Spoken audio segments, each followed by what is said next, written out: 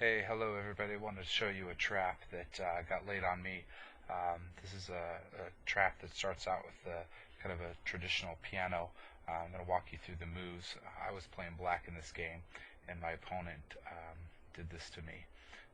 So it starts off with kind of E4, E4, E5, and then kind of bishop to C4, and then I played my knight to put some pressure on his pawn. He came up with his queen. That's a little untraditional, but it lays the trap. My answer, I was playing black, was to come out with my bishop and kind of do the old reverse piano here. And so at this spot, he went ahead and did the sacrifice. So I have no choice but to take his bishop here with my king. And this is where it gets a little interesting. So he comes up with his knight to put pressure on the pawn. He protects the pawn. Check. Alright, so there's probably a way out of this. What I thought I would do in response to this was put his queen in some trouble here with by bringing my bishop out. It kind of brought another piece into play, and was attempting to scare his queen away. Unfortunately, it was a bad move. That was the trap, because he comes over here with his knight, putting me in check and threatening that bishop at the same time. So in this particular game, I moved up to put some pressure on his knight. So that way, if he tried to come down with his queen, I would just take his knight with my king. Yes, my king's out in the middle of the board, but that would then put me up, another piece. Almost be worth it. But he comes across, takes like this, and now I put pressure on his knight again to move out of the way. He almost doesn't have a choice here but to take my bishop. Now we could leave him there. That would be another choice, but he goes ahead and does the trade. Okay, so we're even on material here. So we're even material, except my king is out in the middle of the board. Now he's totally underdeveloped. He has only his queen out in the middle of the board and then nothing else. But my king is in the middle of the board too. So that, I think, gives him a significant advantage.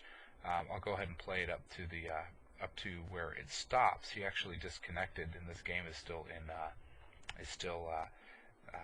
outstanding. So I play this. He plays that. I play that. Takes. Threaten his queen, so he gets out of dodge. He retreats.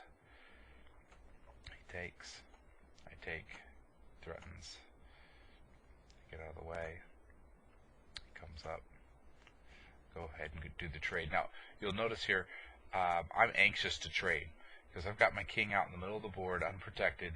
I certainly want to kind of tear down the pieces here so that he has less pieces that he can use to trap my king with. So I was more than happy to do that trade with him. Not sure why he offered it. And here's where I end up getting ahead. He comes up with he threatens my queen. Now I get out of the way, and now at this point I've got a pending fork coming here. If I move my knight to c5, I'll pin his queen and his rook. I'll be able to get one of those as a trade. So he really should have protected that square before he made this move. And he moves he's putting more pressure on that e5 pawn, and then I go ahead and deliver the blow. I wonder though if at this spot a better move for him. He retreated with his queen and let me take his knight. I wonder though, if we move back, if he would have taken my pawn. If he would have taken my pawn, I could have taken his rook. He could have taken my rook, and then I could have taken his queen. So it would have been. No, let's see. He takes my pawn, and then if I take my rook and take his rook, and he could come up here with his rook and take my rook, so it'd be a trade, one rook for one rook. He's up a pawn, and he's putting pressure on my queen at the same time. See, I would still end up ahead, because at that point I could take his queen, he could take my queen, I could then take his rook, and I would be up, I would be up a solid piece here.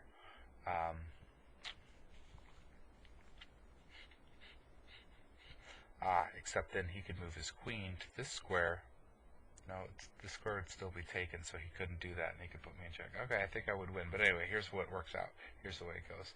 He moves out of the way, I take his, he takes that, I retreat.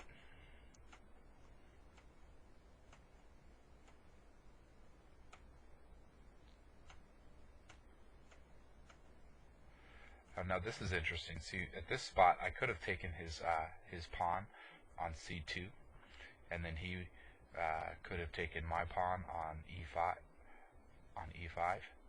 and then that may have even gone as far as forcing a rook trade, and then he could come crushing down here with his queen to this spot, but that would be pretty dangerous because he's got his queen and his bishop all kind of lined up there. So I chose not to engage in that because I thought it was going to lead to some trouble. So I bring my rook up. He brings his queen up one square. Not sure what he's got planned here, but I go ahead and advance my pawn, place the threat, do it again. He actually comes up, puts pressure on my queen, at which point I go ahead and I'm looking for the trade here, especially if it's going to give me one piece up. He accepts this time, and I take the square here. He comes across to put pressure on that pawn.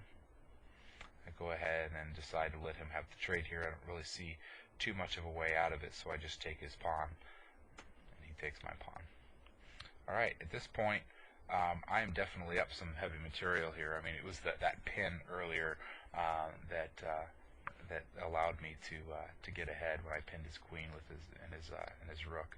He just kind of slipped and let me have that. So even though my king was in the middle of the board, he didn't really put any serious pressure on it throughout the game, and allows me to advance my pawn one. And this is where the game stopped. He got disconnected at the spot after he made that move, and I haven't been able to pick it up since. So in any case, if you have any comments on this particular position and how you could see it moving ahead, it's definitely going to be tricky. I think I have a significant advantage here, but it's going to take some time to work it out. Anyway, thanks for joining.